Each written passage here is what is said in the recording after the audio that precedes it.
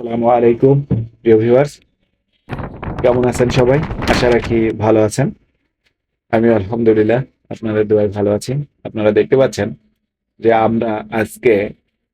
আমি আজকে আপনাদেরকে নিয়ে ঘুরতে চলে এসেছি সেই লালন শাহ সেতুতে।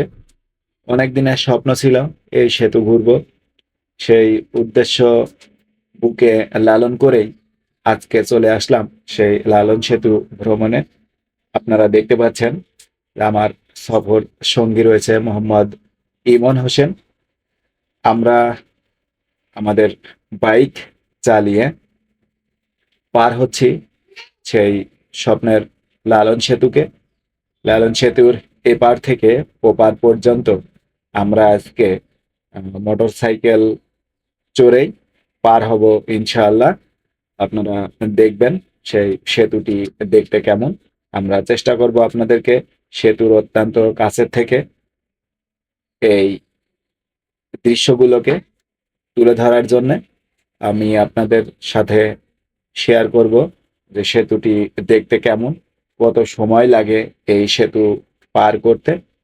আমাদের মোটরসাইকেলটি ছুটে চলেছে অনবরত এবং আমরা চলতে চলতে পদ্মা সেতুর সেই অপরূপ দৃশ্য নেই, এটিও অনেকাংশেই সেই রকমই। এইটিও সেই পদ্মা নদীর উপরেই তৈরি।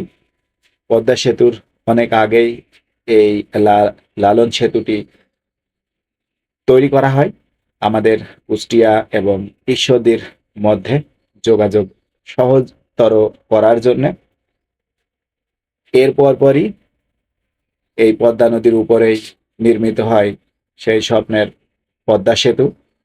আসলেই এই সেতু, এই নদী অনেক দাগ কেটে যায় মানুষের মনে, অনেক প্রশান্তির ছোঁয়া জাগায় জনজীবনে।